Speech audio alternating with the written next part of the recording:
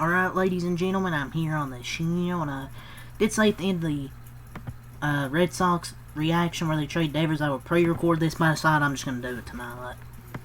Last video for the night, actually, this time, so we're going to talk about, do a news video, we're going to talk about some NBA. It's been a few days since I've done some news, so I want to catch up on all the latest news, so let's get into it. So start with the NBA. Paramako hopes the Cleveland Cavaliers, they placed Dean Wade and Isaac Okoro on, trade block. Does anybody want one of these two players? Yeah, they're probably staying on the trade block. I don't think anybody's trading for one of these two players, realistically. So, the Toronto Raptors and the Los Angeles Clippers are reportedly lurking in the Kevin Durant sweepstakes per Windhorst ESPN. I don't think the Clippers are going to trade for him. So the Miami Heat are the favorites to land Russell Westbrook per Bovada official. This trade, oh boy. The Orlando Magic acquired Desmond Bane today. They traded 4, you heard that, 4 unprotected first round picks and 1 pick swap for Desmond Bane.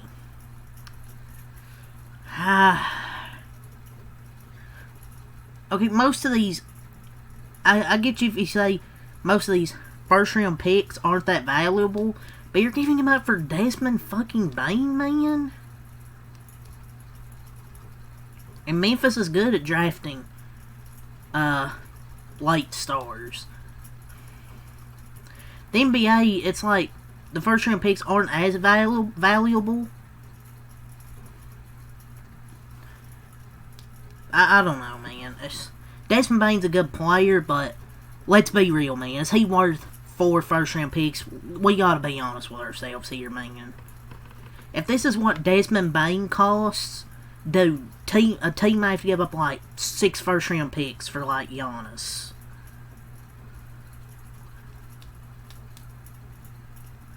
You're telling me Luka Doncic was worth 1 first-round pick and Desmond Bane's worth 4?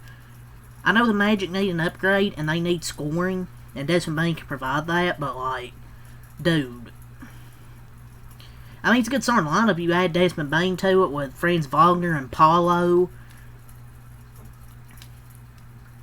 But this team really isn't going to make that much noise in the East. Like, they might be like 5th, maybe 6th through like 8th or something. I don't know. Yeah, that's crazy. The Minnesota teams are reportedly gaining steam as a potential landing spot for Kevin Durant per Zach Lowe NBA. Lowe said he would put the Timberwolves at number 1 in the buzz ranking in the Durant sweepstakes, with the Houston Rockets at number 2. I don't know, man. I don't think they should add another ball-dominant guy. Like, you should just keep the team you have and keep that chemistry. I just don't know how Kevin Durant would work with them, man. And the Minnesota Timberwolves and Miami Heat are seem to be the most likely landing spots for Kevin Durant per Jake L. Fisher. Minnesota's going to be the destination, I think. I really do. I just don't think it's the best move, in my opinion, for them. Because he's really fucking ball dominant. I mean, Kevin Durant's a fucking great scorer, and they could use that scoring. But I still don't know if they'd be a favorite in the Western Conference. A Kevin Durant trade could happen in the next few days with the Heat, Wolves, and Rockets emerging as finalists. This is per Sham, so a Kevin Durant trade could happen in the next few days. The Pelicans, their alleged asking price for Trey Murphy III was one veteran who can contribute in the playoffs. One young prospect with potential and multiple first-round picks. I mean, one veteran who can contribute in the playoffs. Yeah, if they make the fucking playoffs.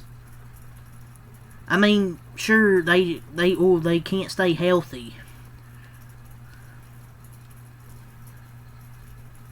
Like, this team is not built to win.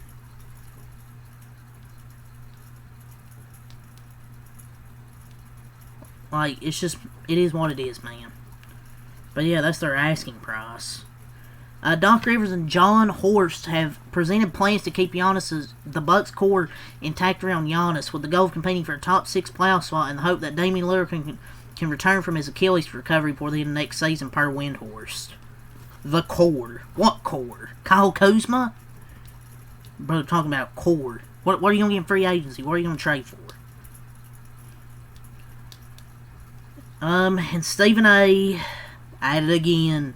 He calls Giannis, he will consider calling him an underachiever if he doesn't win another ring. People do not think Giannis will be that great in the NBA.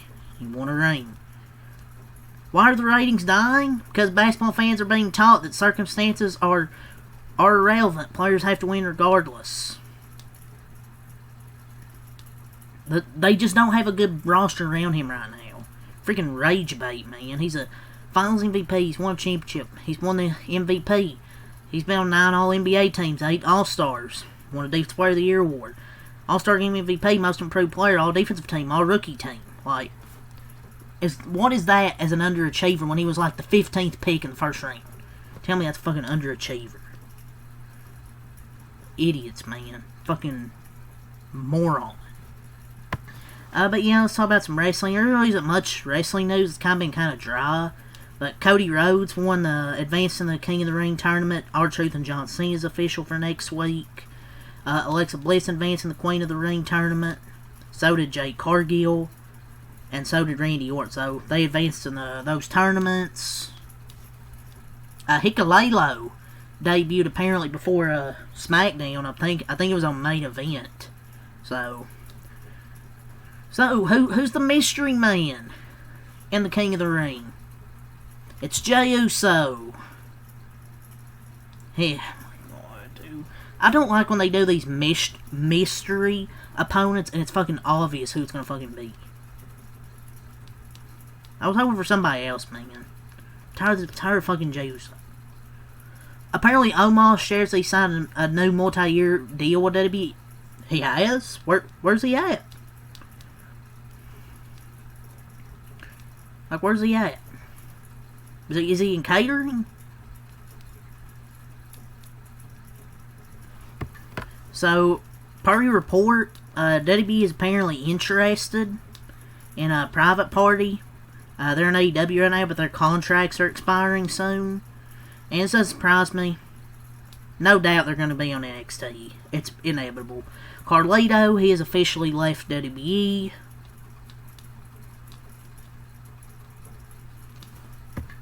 So, apparently Mr. Iguana reportedly had heat backstage for his recent comments about skipping NXT and going straight to the main roster. He was reportedly brought into NXT this past week to sign a new deal with the company.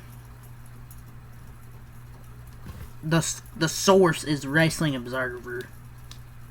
So, take that with a grain of salt.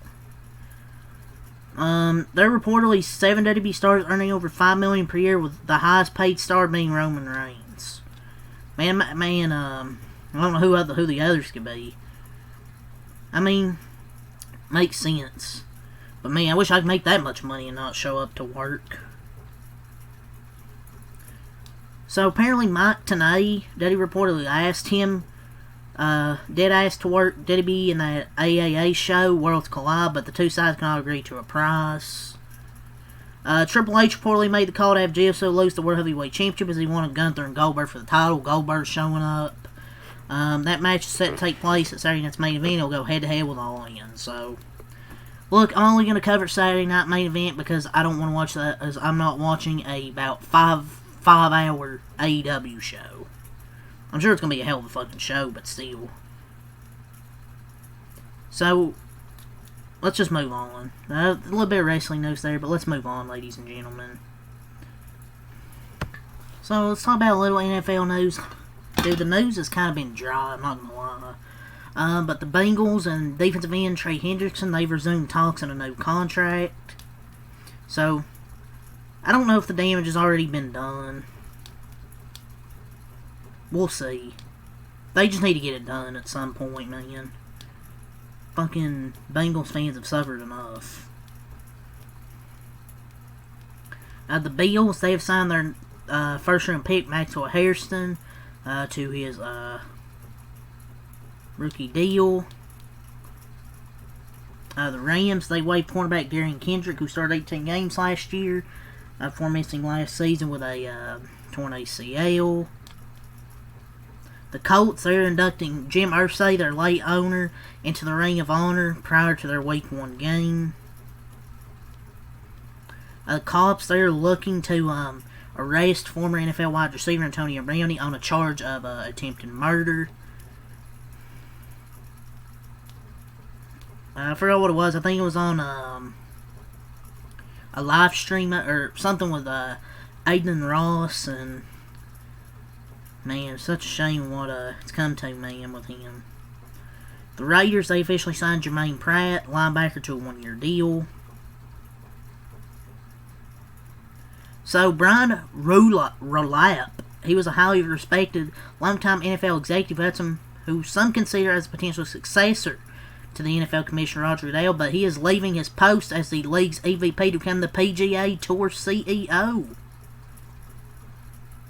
So, thought that was interesting. The Rams have signed DJ Humphries. The Raiders, they praised their coachable rookie running back Ashton Jeanty during his minicamp. Keep going through here. Shamar Stewart left the mandatory minicamp a few days ago. Still, have not signed a deal, man. It's just wild what's happened, man. The Broncos officially signed J.K. Dobbins to a 1-year deal.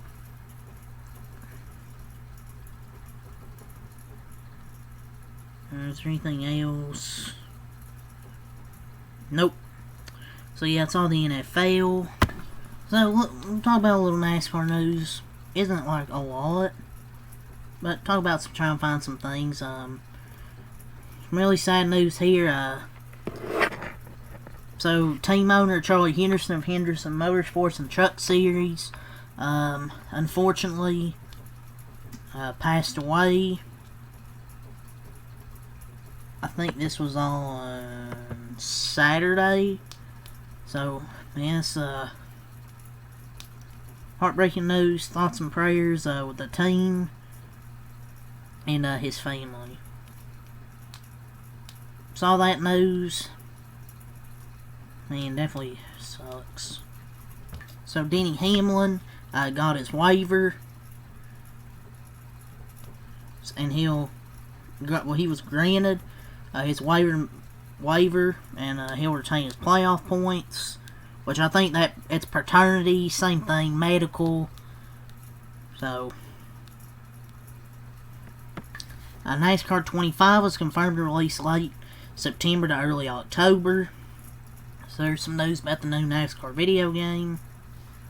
But yeah, there's a few NASCAR things there, not a lot. Like I said, news is a little bit dry, so I just wanted to get one in today. So, that's really all to say. So, until next time, back light, peace, and have a good night. And I'll be back here tomorrow with some more videos, more recaps. So, good night.